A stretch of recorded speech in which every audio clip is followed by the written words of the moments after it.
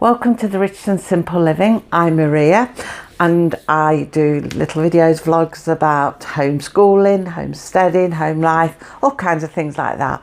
And today I'm going to do a vlog about homeschooling. I want to cover how it feels when you get a burnout, when you sort of feel like, oh no, this again, that again, you know. It's inevitable at times you are going to get burnt out or just simply feel a bit fed up and run down with it all and question yourself about things. So I just thought I'd just speak about it because I'm sure everybody gets it, and school teachers get it. Everybody gets it, whether you're in mainstream education or homeschooling, whatever, you get it. You get some form of burnout or feeling a bit run down or a bit stressed about it. And I know I do, and I'm not as bad as I used to be when I first started homeschooling, because Sean had gone to primary school. I felt that everything had to run like school.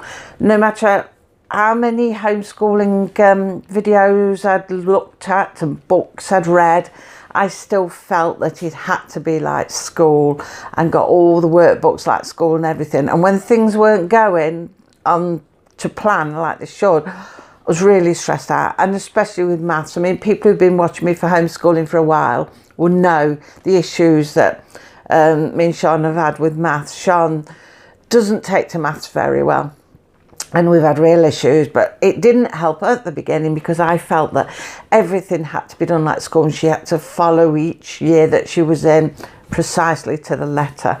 And I really was getting distressed and really worked up and getting burnout from it all, and it was just like enough's enough. And it was only when I decided, no, we'll drop this idea of school. And it took some doing. It wasn't easy, don't get me wrong. I didn't just wake up one morning and said, oh, we'll throw all them ideas away.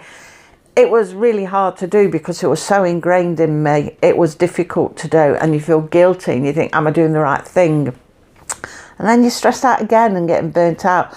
But the thing is, you've got to make that resolve and think, well, yeah, I'm going to do it the way of, you know, what's best for my child and myself, what's worked best for us. And I did persevere at that. It took some time, and it was little bits at a time, talking mainly about maths to begin with. But we got there. I decided we'll just strip her maths right back to where I felt that she was. And it was a good few years back compared to school. And it worked. She hasn't progressed a lot further from there because she's happy just doing the things that she needs to do. And not taking away all your divisions, timetables, all that sort of thing. And working out for money, and see the time, she didn't know the time either, and that was quite stressful. She only knew the digital time, she didn't know analog time. Now she does, she can read it all now, but we've just gone back and done it all.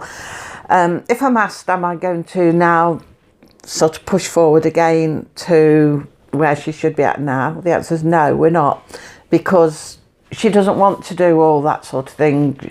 It will start all the stress off again, and she doesn't want all of the algebra and all the things like that. She just wants to know what she needs to know. And I'm happy with that now. And believe you me, the stress that went, the relief I felt when we started doing that, and I realised that was working better, it was wonderful. So I think when you're feeling a bit run down with things, a bit monotonous, a bit burnt out, the best thing to do is maybe go through the timetable of lessons that you do together and see what it is that might be causing issues, because it might be just one of the lessons, or it might be a couple of the lessons, or the way you do some of the lessons. I mean, it might be just something that needs tweaking, like us with the maths. It just needed to be tweaked to suit Sean, and to remember to keep doing it that way and not try and keep up with the schools, because we're not school. Sean's different and she's doing a whole different format. So it's best just to, you know, look through what you're doing and think, is there anything I can just tweak? Would it work better this way? Would it work better that way?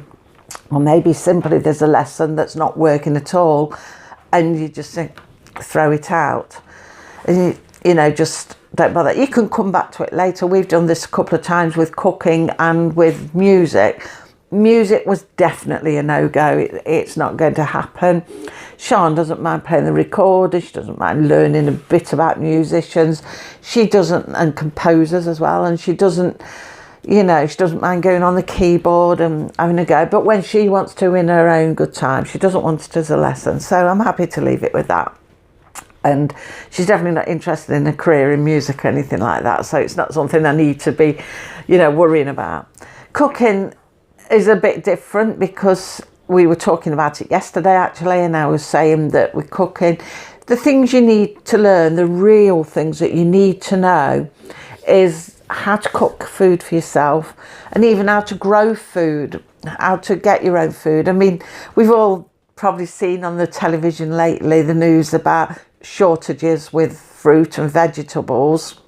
Now, because we grow our own, I haven't got that worry. I've got freezer fulls of everything we need until it grows again. So I'm not worried, and I've got all the seeds ready for growing again. All we need is the weather we have to worry about, things like that. But that's the homesteading side of things. That's a different thing. But because I was talking about this to Sian, I was saying they're the things you need to learn. So really, she keeps saying, oh, I've had a go at cooking and I wasn't that bothered about it. And I say, well, you do need to learn to cook, you know. It is important because you've got to learn to feed yourself. One of the main important things in life, you've got to learn to feed yourself, because I won't be around forever to do it for you. And so she's talking about cooking, and now she's been watching, because I've been doing some cooking videos and trying out my bread maker and my air fryer. She's been a bit interested in that, how that works, and she said, I might join you doing some of them. So we'll see. She might join us with some of them. So while she's doing it with me, you know, she'll be learning more things anyway. So yeah, I mean, I'm doing this sort of thing all the time. I cook a lot anyway, so hopefully she just sees it and will get an idea, and it's there stored in the back of her mind anyway. But like I say, with lessons, if there's lessons that you think actually that is the problem and need to remove it, don't be afraid to remove it. Remove it. It doesn't mean say it's gone forever. It might be something that comes back at a later time, or it might not be necessary to come back. You know, you might not need it. So just go with how you feel. I find another burnout is Mondays for me. Mondays, oh dear. And especially like this week now, it is a Monday. And this week, well, last week had been half term. So Sian, as the school holidays, light school, it's the only thing she does the same as school now. That's so she can spend time with her friends and that, you know. So we keep holidays the same, and they get good quality catch-up time then.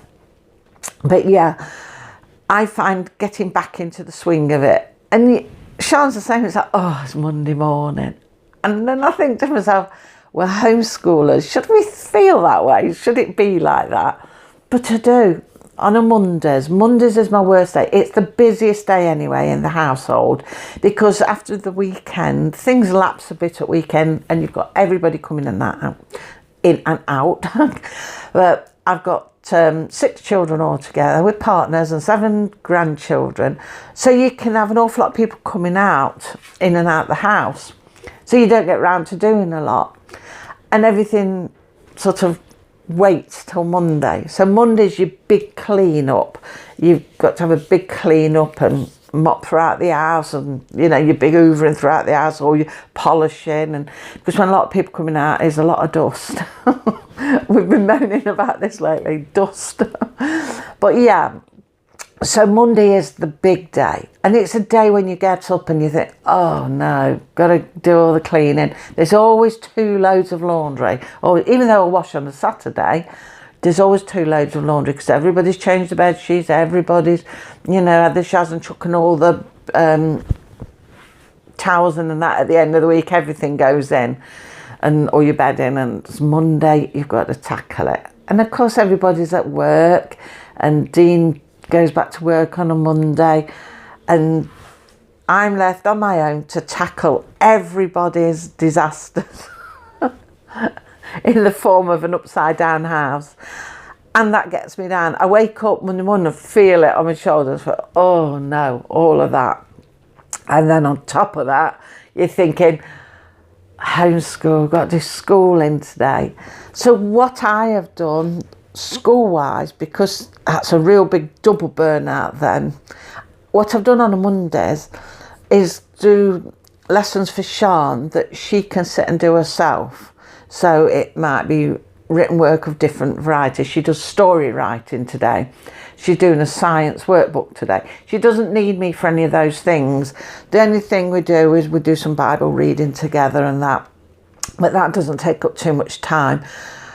And so she sits and does the rest herself. So Mondays, or any day, if you've got a day that's your worst day, that you find you feel like you're stressed on most that day, or you're starting to feel a bit of burnout because of it, then, you know, jiggle things around a bit. Maybe you have a day where you can give your child work they can sit and do on their own while you get on and do the things that you need to do to get on top of everything.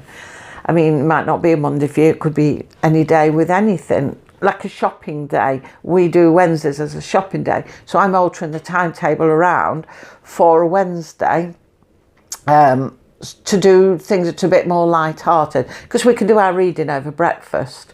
Nature studies we can do when we're out having our afternoon walk. We can go shopping, and she can do her maths through, you know, buying things and paying and change and that kind of thing. Although it is getting harder to do that, because now a lot of the shops, I mean, if you've seen one of my videos a couple of weeks ago, Tesco's won't even accept the cash anymore. I have to pay by card, which isn't really learning her very much, because I like her to see the cash, you know, how much things have added up to, what cash shall we give and what change should we get back. So I have to go to Aldi for that, if I want to do it that way, because otherwise we can do the adding up, but we can't do how much cash shall I give. Well, we could do sort of theoretically, if we can pay in cash, how much cash shall I give, or that sort of thing, and how much change would you get. We can do it like that, but it does make it harder when they say, "I'll pay by card," because then she'll say, "Well, I'll just pay by card." And I say, "Yeah, but you've got to know you've got enough money in your account. You've got to learn finances and things like that to know that there's enough in there." So that is now something we're going to do. I have actually got a good book, a good maths book. We're not going to start it till September, because we're finishing all the other maths books first, but it's a good one. Next week I'll perhaps show it you. I'll come back next Monday or Tuesday at the beginning of the week. I'll try and do homeschool videos at the beginning of the week, and I'll show you that book. It looks really good, and it is for key stage 3s and 4s, so it'll cover her right through. So yeah, so it's just really, I mean, it's a case of jiggling things around what suits you best. If your child has been in school, you do tend to think, oh, I've got to keep it that way, I've got to do it like that, and it's not true. It is hard to get rid of that, get it out of your system. It's very hard. Even now, sometimes you sort of think back to it, especially at the moment, because Sian is coming up to the years where she's going to be, well, if she was in school, she'll be picking her subjects for GCSEs and that. So it does make me think, and she's hearing her friends talking about it, and I think she's thinking something's gone a bit wrong in her life. Because she thinks that she should know what she wants to do when she leaves school, because they're all saying ideas what they want to do. But I mean, most of them won't stick to them ideas. You chop and change a few times, and I don't know many people who do what they wanted to do, you know, what they first said they were going to do anyway. So these are like the early stages where they're starting to say things they want to do, but it could change again. And this is what I say to Sian, but she's like, I don't know what I want to do. And she's getting very stressed about that, and I think, oh dear. So really, it should be more relaxed. When you homeschool, it should be more relaxed, and you are able to adapt to things and alter things and look more into things, that what choices there are for things. And you know, sometimes you don't, sometimes you do get sort of overrun with everything. But yeah, Mondays is my worst day, is the day when it's like, oh, it's Monday. I mean, most people are like, Monday. But it is because I have a lot to do. So I found that adjusting her timetable so that she's got work that she can sit and do on her own without any help gives me the time to go and do what I need to do. I know if you've got small children homeschooling, it's a lot harder then, but I mean, maybe there's things you could sit and do depending what stage they're at. Even if they're very young, and they could just sit and do colouring or draw pictures, things like that. Or tell stories, even if they can't write, tell stories. Maybe get something out to record them telling a story so they can talk into something and tell a story that you can listen back to later. Things like that, just things they can do while you just get on and maybe put some loads of washing in, sort some washing out, or, you know, prep your tea. Thinking of tea, just been past a cup of tea. But yeah, there's always around it things you can do. And like if you've got to go shopping, there's no law saying that you've got to do 5 days of schooling. I mean, I've seen people on YouTube who do 3 or 4 days of homeschooling, and the other days they've got free to do chores that they need to do, or simply have a day out where they take the children out, whether it's a simple walk or a day trip where they've actually planned to go on. So yeah, you just need to sort of step back, think about it a bit. Which is my worst days? What does get me down the most? Where do I feel the most burnout? Even take a week off if you need to. Just take a week off. Just let your children do some self-led things, see what they do, see what they like doing, and, you know, take some time out and reassess everything. You know, there's just so many ways around it, but I know that's what I do. Yeah, when I feel like that, I just look at the timetable and think, what can I alter? What can change?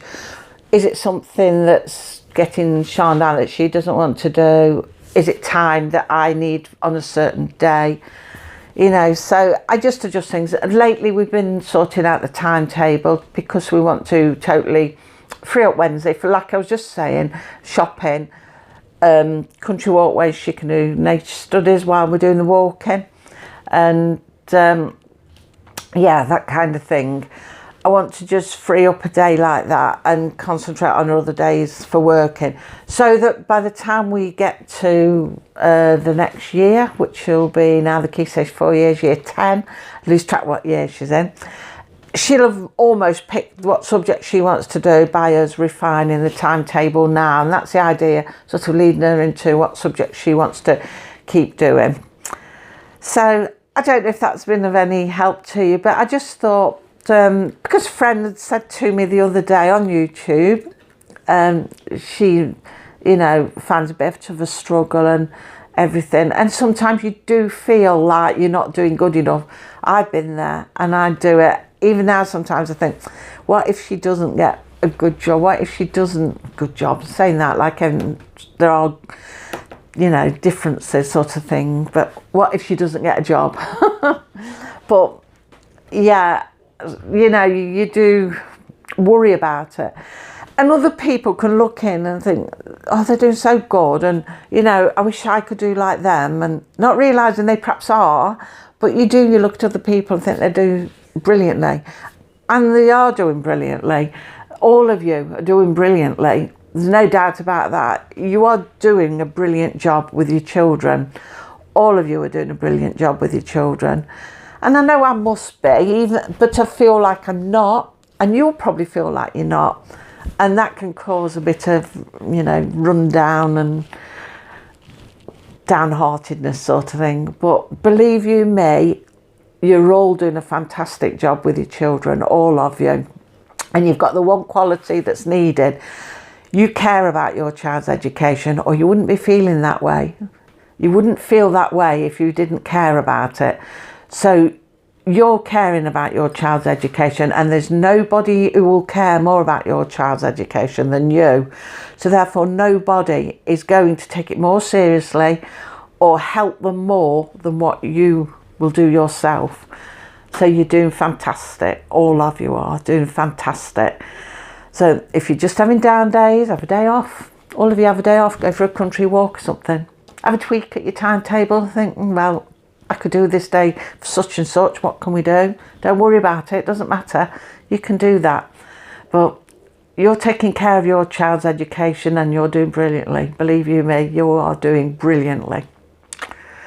So I shall see you now. I shall come back Wednesday or Thursday, but I don't know if any of you follow me for doing cooking. I seem to have gone mad on me air fryer. I'm determined to get the hang of this air fryer. And the omelettes I did last week, it was really nice. It was so nice. Definitely like to do them in there again, because I found I used to do them on the frying pan. I always ended up with crispy edges.